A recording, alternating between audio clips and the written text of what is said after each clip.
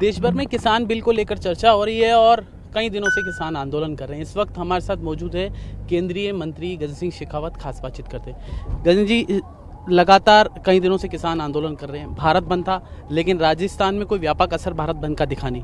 क्या कहना है आपका? देखिए, भारत बंद का असर तो राजस्थान में नहीं, पूरे देश में कहीं नहीं दिखाई दिया। दो तीन तरह के विषय हैं। एक, किसान आंदोलन। मुझे लगभग स्वयं किसान होने के नाते और जो है इस तरह की पृष्ठभूमि में काम करने के नाते, मुझे पिछले 30-40 साल से किसानों के साथ में काम करने के नाते मुझे अनुभव है। किसान ने हमेशा ही अपने आंदोलनों में एपीएमसी हटे और किसान को मुक्ति मिले, किसान स्वतंत्र हो, इसकी मांग की। कांग्रेस पार्टी जो आज इस विरोध की सूत्रधार बनी हुई है, जो पिवट बनी हुई है, उसने जब अपने 2019 के चुनाव के अपने घोषणा पत्र में इस बात का उल्लेख किया था कि हम इस मंडी व्यवस्था को समाप्त करेंगे, एपीएमसी कानून में संशोधन करेंगे, हम एसेंशियल कमोडिटीज एक्ट को समाप्त करेंगे।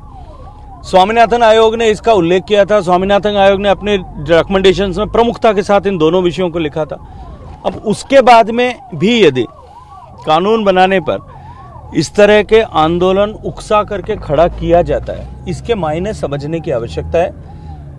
ऐसी पॉलिटिकल पार्टियां जिनको प्रत्यक्ष चुनाव में जनता ने नकार दिया हो, वो सारी पॉलिटिकल पार्टियां एकजुट होकर के अपनी राजनीतिक धरातल को बनाने के लिए, बचाए रखने के लिए या सिमटते हुए राजनीतिक धरातल को पुनः प्रतिस्थापित करने के लिए इस तरह के कुचक्र कर रहे हैं। किसानों को भड़का करके, उनको सामने ला करके इस तरह के षड्यंत्र कर रहे हैं। राजस्थान में जो पंचायती राज का 2 दिन पहले चुनाव व परिणाम आया है, इस परिणाम ने अपने आप में सब कुछ स्पष्ट कर दिया है। ग्रामीण जनों के चुनाव थे, 2 करोड़ से ज्यादा मतदाताओं के चुनाव थे, जो प्रत्यक्ष रूप से या अप्रत्यक्ष रूप से खेती से ही जुड़े हुए सारे लोग हैं। और उस चुनाव में जिस तरह से भारतीय जनता पार्टी को प्रचंड बहुमत मिला है कि हम 14 स्थानों पर प्रत्यक्ष रूप से भारतीय जनता पार्टी 21 में से जीती है, कांग्रेस केवल 4 पर सिमट गई है। मुझे लगता है कि अब तो वो जो एक हिंदी की कहावत है, हाथ कंगन को आर से क्या और पढ़े लिखे को फारसी क्या, ये सब समझ में आता है। सर, एमएसपी का बड़ा इशू है। किसानों को ये लग रहा है एमएसपी मिलेगी नहीं मिलेगी और निजीकरण हावी हो जाएगा, हमारी जमीन पे कब्जा होगा, कई तरह की बातें फैलाई जा रही है। इसकी क्या हकीकत है? देखिए, आपने खुद ने जो अपने प्रश्न में शब्द काम मिला, फैलाई जा रही, यही हकीकत है। जहां तक एमएसपी का प्रश्न है, माननीय प्रधानमंत्री जी खुद कह चुके हैं एमएसपी रहेगी। और उसके विषय में मैं ये कहना चाहूंगा कि इसमें भी प्रत्यक्ष को प्रमाण की आवश्यकता नहीं है।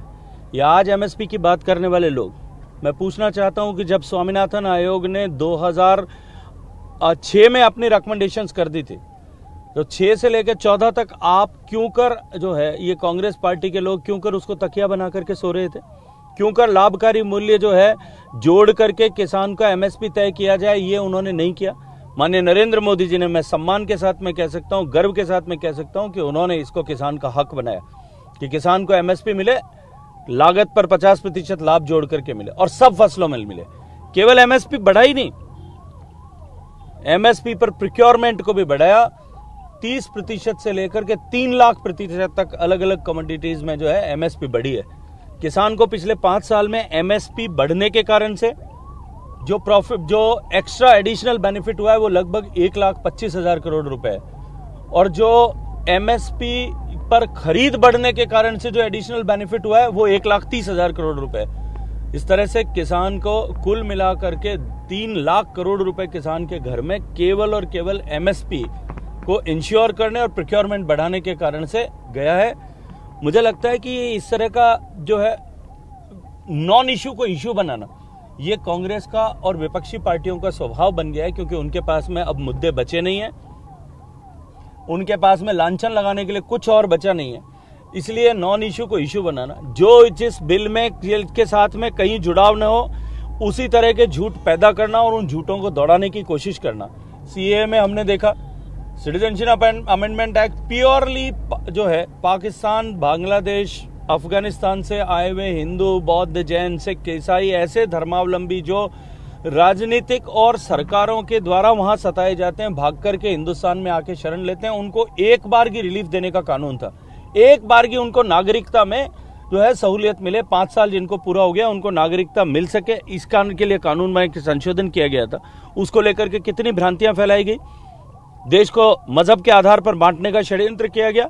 ये शाहीन बाग के रचयिताओं को देश की जनता समझ चुकी है और राजस्थान की जनता ने इनको ठीक से आईना दिखा दिया है। क्या मंडी में अब किसान अपनी फसल बेच सकेगा? बड़ा ये बात किसानों के बीच चल रही है कि मंडी में बेच सकते नहीं बेच सकते, कहीं निजीकरण हावी नहीं हो जाए, हमारी जमीन पे कब्जा नहीं हो जाए, तमाम तरह की बातें ये सोशल मीडिया पे। देखिए, ये 3 कानून बने हैं, मैं एक बार फिर स्पष्ट कर देना चाहता हूँ। एपीएमसी संशोधन में हमने कहा है मंडियां रहेंगी, हम मंडी समाप्त करने की बात नहीं कर रहे हैं। भारत की सरकार ने माननीय नरेंद्र मोदी जी के नेतृत्व में 1000 मंडियों को इलेक्ट्रॉनिक ट्रेडिंग प्लेटफॉर्म के साथ में जोड़ा है। हमने 2000 से ज्यादा देश भर में छोटे छोटे ऐसे एग्रो कमोडिटीज मार्केट्स को आइडेंटिफाई करके उनको स्ट्रेंथन करने के लिए पैसा दिया है उनको। उसके लिए हमने 2000 करोड़ रुपए का बजट प्रावधान के साथ में काम किया है। मंडियां रहेंगी, बदस्तूर काम जारी रहेगा, लेकिन किसान के लिए आवश्यक नहीं है कि वो मंडी में जाकर के बेचे। वो किसी फूड प्रोसेसर को डायरेक्ट अगर बेचना चाहता है तो बिना मंडी में जाए भी वो बेच सकता है, वो हिंदुस्तान में कहीं भी बेच सकता है। इंटरस्टेट ट्रेड अपना खुद चाहे। किसान का बेटा अगर चाहे कि वो केरल में किसी दाल प्रोसेसिंग करने वाले को अपनी दाल जो ऑर्गेनिक वो उगा रहा है वो बेचना चाहता है, तो उसको मंडी में जाने की मजबूरी क्यों हो? वो इलेक्ट्रॉनिक मोबाइल पर अपना सौदा करे, गारंटी के साथ में अपना माल भेजे। इसमें इसकी आवश्यकता क्यों पड़े कि वो मंडी में ही जाए? इसलिए इस कानून में कहीं भी मंडी समाप्त होने का विषय नहीं है। दूसरा विषय जमीन पर कब्जा होना। जो कानून बनाया गया कि किसान यदि अश्योर्ड प्राइस पर किसी प्रोसेसर के साथ में या ट्रेडर के साथ में खेती करते हैं और ग्रुप ऑफ फार्मर्स खेती करते हैं तो उनके हितों का संरक्षण कैसे हो सके, उस बिल में स्पष्ट लिखा है कि किसी भी कंडीशन में बिल जो है उसमें जमीन अटैच नहीं की जा सकती। भ्रांति फैलाई जा रही है कि किसान की जमीन चली जाएगी। एपीएमसी एक्ट 1955 में जब देश में खाद्यान्न की कमी थी, हम विदेशों से जहाज भर भर के गेहूं चावल ला करके अपने लोगों को खिलाते थे, अपने लोगों का पेट भरते थे। उस समय होर्डिंग नहीं हो, इस दृष्टिकोण से बनाया गया था।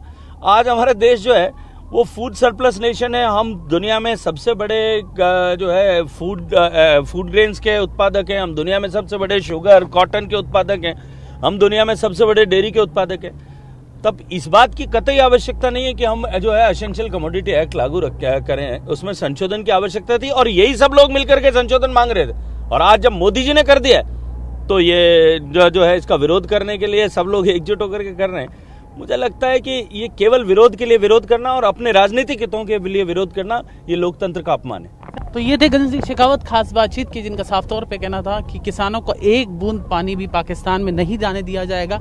वहीं किसान बिल में जिस तरह से विरोध हो रहा है, इनका साफ तौर पे सियासत हो रही है। किसानों को एमएसपी मिलेगी और कई तरह की भ्रांतियां फैलाई जा रही है। इन्होंने साफ क्लियर किया है इस तरह का कोई नहीं है कि किसान की जमीन पे कब्जा कर लिया जाएगा, किसान की जमीन ले ली जाएगी, किसान को पूरा पैसा नहीं मिलेगा। तमाम तरह की भ्रांतियां आज किसान आंदोलन में चल रही है, वो हमसे क्लियर की। कैमरा पर्सन शक्ति के साथ जितेश जेठनदानी, TV9 भारतवर्ष, जयपुर, राजस्थान। फिक्र आपकी, सोमवार से शुक्रवार रात 9 बजे सिर्फ TV9 भारतवर्ष पर।